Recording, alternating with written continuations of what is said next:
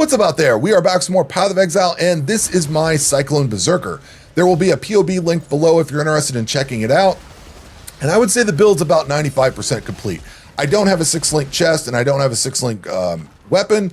I also have an amulet that needs changed out. It's basically only there for the int and dex requirements of the build. There's definitely some other things that could be put on there. It's just I play SSF, so it's just what I have. Same thing for my boots. I've got 30% movement speed on them. I need to roll some new boots and get some better ones with more armor and things like that. And there's an implicit here and there that I might change out, like on the helmet, there's one that I don't like. But the rest of it, the passive tree, the Ascendancy choices, the Pantheon choices, all of that is pretty much set in stone. It's just some of the gearing that I would change out. This is absolutely SSF viable because I play SSF. I don't play hardcore, so I probably wouldn't recommend this for hardcore. I just plan on dying a lot anyway, and that's why I don't play hardcore. If I were to play hardcore, I personally would use this build because it's my build, and it would be something I would improve, try to learn on and improve for hardcore, but I would not recommend this for other players. This build currently has 1.4 million DPS in the 5-link configuration. Once I'm able to 6-link it with Pulverize, I would have 1.8 million. If I wanted to put Conk Effect in here, I would get 1.9, close to 2 million DPS out of it. I personally don't like Conk Effect all that much. You take a big hit to your AoE, and it requires a lot more int than I generally have in my build. But it is definitely, I want to acknowledge it, that Conk Effect is really good, and if I can work it in, I would absolutely do that because then I would pretty much have the 2 million DPS that I'm looking to get this league. When I put this build together last league, I had about 1.7 million with a 6-link, so you can see that it's slightly improved over last league, and I hope to continue improving it and getting, with Awakened Gems and all that, getting up to 2.5 million DPS maybe, somewhere in that realm. I think that's reasonably achievable. This is easy one-handed play. You simply hold right-click. If you can stay on target, and with the mobility speed that you have and the damage you do, if you can just orbit around the monster and stay on the opposite side of where it's doing damage, you'll probably have to use Leap Slam to get out of the way of certain things, but you have a pretty good uptime with the amount of damage you're doing to the monster. It is fairly easy to craft for. I do simple harvest crafts with the, filling in the blanks with the crafting bench. So that's the extent of it. It's fairly easy. There are no uniques required. There's no transfigured gem required. There is the Cyclone of Tumult transfigured version. I don't like it. It's got a bigger AoE, which is great, but it also really slows your movement speed down to a crawl, and I don't like it because this build has a lot of mobility the way I've got it built into it. So I don't want to ruin any of that. Let's talk about the playstyle for a second. This is what I would consider a very aggressive build. It's based on having armor and taking hits. There is leech, so you want to stay on target to take advantage of that. There is life regen as well, but the bulk of your healing is coming from leech. The build has really good movement speed, so you can stay on the opposite side of wherever a monster's doing its damage, and you've got Leap Slam to get away from whatever AoEs that you can't just stay on the opposite side of. Sometimes there'll be a big ring that comes around a monster. You get to know the fights and know where to go and what to run away from. But with the amount of leech and everything that's built into this, you want to stay on something as much as possible and just be very aggressive with it. As far as the content that I run with this build, I would call this an all-arounder, basically. It's good through tier 16 maps. I struggle with tier 17 no matter what build I've played so far. Like last league, I did a Tectonic Slam Chieftain as well as the Cyclone Berserker, and tier 17 is just not quite in my grasp yet. I don't have enough defensive layers to really take the damage that comes in. And if I can do it and still kill everything off, I struggle with the bosses. I have yet to actually beat a tier 17 map, no matter what build I've tried. But through tier 16, this build is good. The content that I actually run is stuff like Incursion, Blight, Expedition, Delve. I do a lot of Delve, get down to this build could probably get down to 300 or 400 Delve pretty easily. You may die a little bit here and there, but I use Delve for leveling up. So I do run a lot of Delve around 150, 140, 150-ish where the level 83 monsters are. You could use this thing in Heist. I have not ran Heist much. I have not ran Heist at all this league. But when I've ran in the past, a faster build felt good. And this build has damage on target the entire time you're moving because you're constantly cycloning the entire way, and you've got good movement speed. So I feel like this one would be pretty good at Heist. Maybe not the best, but it's pretty good at Heist. I also run Harvest, Breach, Legion, Abyss, Delirium, all those kinds of things. those are all pretty good. If I've missed something like Einhar or Rogue Exiles and things like that, it probably runs them. Essences, strong boxes, no big deal with any of that stuff. The only league mechanics that I generally avoid is Sanctum. I just don't like it. You're not supposed to get hit. It sounds like you have to have a specific build for it. And with this build, I plan on being hit. That's kind of some of the features of it. So this is probably not good for Sanctum. And I just don't really care for Ultimatum all that much. The only thing I would get out of Ultimatum are the catalysts or whatever they are. But it's just a lot of work for a very little gain. So I just don't run Ultimatum. To be honest with you. Now, as far as bossing goes, this is absolutely Eater and Exarch capable. I kill those every league with whatever build I've gotten, or whatever build I get that far. I've definitely taken out the Eater and the Exarch, and this is on par with the best Bone Shatter build I've ever put together, or the best Righteous Fire build that I've ever put together, because I've done all the same content with this build that I've done with those. And the same thing goes with the Tectonic Slam Chieftain I put together last league. It's all done the same content. So I feel very confident in this build. You can take out the Form, the Twisted, the Forgotten, and the Elder Slayers. You may use some more portals when you're doing the Maven Witness version of the 4 ways of those. But individual bosses, you may use some portals on more portals or less portals depending on the boss fight. There's certain ones that are a little bit worse. Baron comes to mind. He's usually pretty tough for me. But those are all not too bad. The hidden, I can individually defeat them all, but collectively I can't. It doesn't matter what build I've tried them on. I can't beat them. Tool with all the cold damage. I think he's the one that throws all the cold damage out. That one just wipes me out and I just burn through all my portals. I have never attempted the Feared, so I don't even know what that fight is like. And then I have yet to beat the Maven, Cyrus, and I can't remember whether it's the Elder or Shaper. I can beat one of the two.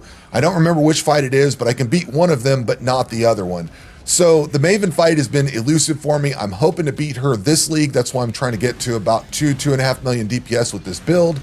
But just for context, I have never beaten the Maven at all, and that includes when I tried it with Righteous Fire and Bone Shatter. I just can't beat that fight, and Cyrus same way.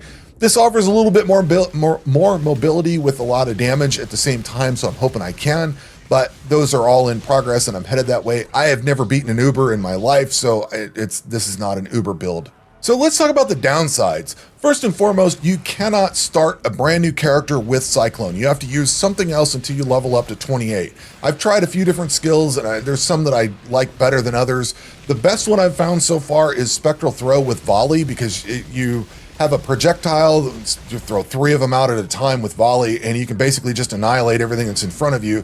You take a big DPS increase once you get off of Spectral Throw, so I know it's not the most optimal skill to use, and there's probably some things you could swap to. It's not the most optimized experience, but you have to do something until you're level 28 in order to equip Cyclone. This build also uses blood magic, and you may or may not like that. You can use a lot more. We've discussed this earlier, but you can use a lot of things like vitality and determination and things like that if you're using a mana version of this. I like the no mana version, so I don't have to worry about mana reservation efficiency and all that kind of stuff, or life tapping or any of those kinds of things. So you do get one aura skill with Eternal Blessing. Otherwise, you don't want to reserve anything because you are just eating into your life. This is, I'm just going to say it. I've said it earlier. I'm going to say it again. This is not an Uber Slayer. I would not expect this to do that. And as far as effects that can bother the skill or are kind of annoying, things like freeze, stun, maim, hinder, chill, they're all very annoying. Freeze stops you in your place, which affects every build. And stun is absolutely a big game changer in here. We have ways of countering all of these, or at least reducing their effects. And especially with this build, once you got enough movement speed, the maim, hinder, and chill aren't all that bad. You get them all together, they kind of suck, but freeze and stun are the biggest things you have to really overcome. Burning Ground sucks, and I did mitigate it with the Pantheon at one point, but, and this was per somebody's suggestion, but when I did that, bleed is really a killer on this one. So we really need to solve bleed with the Pantheon. Burning Ground you can just move out of, but with bleed, we are a movement skill and we're constantly moving. So bleed is very, very dangerous, especially bleed with corrupted blood and everything else on there. It sucks. So you need to worry about all of those downsides. We can mitigate a lot of things, and there's some flask mitigations we can do, but those are all pretty much all the downsides that I can see or come to mind at the moment. In this section, we're going to talk about gems, and this is not to go over all the different gems and what they do and why they're there. A lot of the support gems, in fact, pretty much all the support gems for the Cyclone 6-link setup are there because POB says they do the most damage. That's simply why they're there. But there are some that I don't use, and I want to explain why they're not being used in case you're curious about that. There are some that I have included in here, and I want to explain why they're in here as far as like automation and cast when damage taken and things like that. So let's dive into this whole thing. We're going to start off by talking about Berserk. I don't find Berserk all that useful for me, and with this build, we are ramping up attack speed, movement speed, and armor with rage, and Berserk causes you to lose all of the rage, removing your armor, attack speed, and movement speed. So I used it for a little while. It's kind of a good burner at some points, but you really need to be at the very end of a boss's life or something like that to really use it. I don't find it all that useful, so I've kicked it out of my build. I don't really use Berserk. I think it's, for what I'm doing with this build, it just doesn't fit. I am, and I mentioned this earlier, I am skipping Conk Effect due to the int requirements. It also shrinks your AoE. I don't think that's going to be as big of an issue with this build because I've got some extra AoE size built in, but I don't have the int requirements. It's very difficult to meet, so I am skipping it for the moment. It absolutely does a lot of damage, but it reduces your AoE size and costs you a little bit more int than I necessarily have at the moment. There is a Vol version of Cyclone. I don't like it. I don't think it's worth it. The problem with it is you cannot move once you trigger the Vol version. So it does a lot of damage, but it locks you in place, and whatever AoEs and damage comes into the location you're at for the 10 or 30 seconds or whatever it is, however long that lasts, you basically take all that damage. It's just not worth it. You can stay mobile and fast and moving around, so I would not use the Vol version. I do have automation in here with Molten Shell. I think that's really good. There is a portion of the passive tree where you can use, because Molten Shell is a guard skill, there is Adamant on the passive tree. I've used this before. I tried it this time when I took the Pantheon for burning damage. I ended up using this one. Adamant removes bleeding and corrupted blood when you use a guard skill, which Molten Shell is a guard skill. The problem is you don't use Molten Shell often enough to really wash away the bleeding or corrupted blood before it comes on. So I like having automation with Molten Shell. It works really well. It keeps it casted, or keeps it cast the entire time. And you might be inclined to try Adamant out with it. Your mileage may vary. You probably need to run Molten Shell to where it casts more often, probably leave the skill gem a lot lower level, but I like it where it's at, so I don't really run Adamant on it. And Adamant would be a good option for getting rid of corrupted blood and bleeding, but it's too slow. It doesn't activate enough with the setup that I have, but I wanted to mention that here. Now, I've also got a cast when damage taken setup with vulnerability and blade vortex with culling strike. Now, you're going to get hit, you're going to take damage, and you're going to, with this setup, you're going to be able to put vulnerability on monsters without any problems. I'm tinkering around with this one. Normally, I would try to use a delve ring where you, on hit rings, throw vulnerability on hit. I've got some. The problem with those is you're kind of limited to those rings. You can get a Warlord version of it and try to craft it up and get that. The downside is you're stuck with like level 1 vulnerability. I'm tinkering around with this one, trying to use my cast when damage taken setup to level the cast when damage taken all the way up, and then level up vulnerability all the way to take the most advantage of it. But that means your cast when damage taken needs to take more damage in order to activate. So I'm tinkering around with that. The problem is you have a lot of life cost with this. I think vulnerability and blade vortex together cost about 150, 160 life, somewhere in there. So if you have a lower level of cast when damage taken, those will go off more often. Those will eat into your life, regen, and leech. So you're gonna have to recover a lot more from those. So that's another reason why I'm pushing my cast when damage taken up a little bit. It's not fully leveled up to 20. It's not fully qualitied out. So you'll see that in the POB. I am currently working towards that. Now, you may think it's odd that I include Blade Vortex and Culling Strike in here. So my interpretation of the way Culling Strike works, nobody's corrected me on this, so if I'm wrong, definitely comment down in the description below, or down in the comment section below. But as far as I understand Culling Strike, once a monster is under 10% health, any damage that comes in with Culling Strike on it, whether it's whether it does 1 HP damage or a million, it will cull that monster off. So the Blade Vortex is there in an effort to get Culling Strike built into the build. It only does a couple hundred damage, but as I understand it, that should be enough to trigger Culling Strike. So if you take some damage, and you can see when cast when damage taken goes off because of vulnerability, so that turns on Blade Vortex, which turns on Culling Strike. That's the whole purpose of that. And it's all automated, so you don't have to worry about doing anything manually. You don't have to cast vulnerability. It's just all there. You get Blade Vortex with Culling Strike. It just feels pretty good. And then the last thing I want to talk about in this section is damage on full life. That is a support gem that I'm using, and we are taking advantage of a couple of things in here. So the first thing we take advantage of is there's a life mastery that you count on full life at 90% of maximum life or above. Now, typically, while I'm playing this build with the amount of leech and regen and everything that I've got on here, I stay almost at full life anyway, but you're bouncing up and down from full life to, I don't know, 98% life or something like that. So by taking the count as full life with 90% of life or above, we get a couple of things. We get to take the damage on full life support gem, which gives you a tremendous amount of damage. Again, there are times you will dip below that, but for the most part, 90% uptime, let's call it that, I stay on legally full life, and it's all good. There's also Gladiator's Perseverance, which is really the reason I took that other mastery, is Gladiator's Perseverance has 10% increased attack speed when on full life. So we need the count on full life at 90% of max life or above to take advantage of all that, but it gives us more movement speed, or more attack speed, increased attack speed, and more damage while on full life. So I think those are very much worth the trade-off. You will dip down below as you take a lot of damage. So not only are we ramping up attack speed, movement speed, and armor with rage, we're also ramping up our attack speed and damage with full life. As far as gear and what rolls that I'm looking for, I've got attack speed rolled on my gloves. Those are really good. Movement speed on your boots, that helps out a lot also. I've learned some lessons along the way. I've been rolling a lot more life on gear and trying to get all my resistances picked up. I've anointed Hatchet Master onto my amulet for onslaught on kill. There's some other things it does. And you'll see that I'm running an onslaught flask as well. I run both. I was running the flask for a long time, but you'll have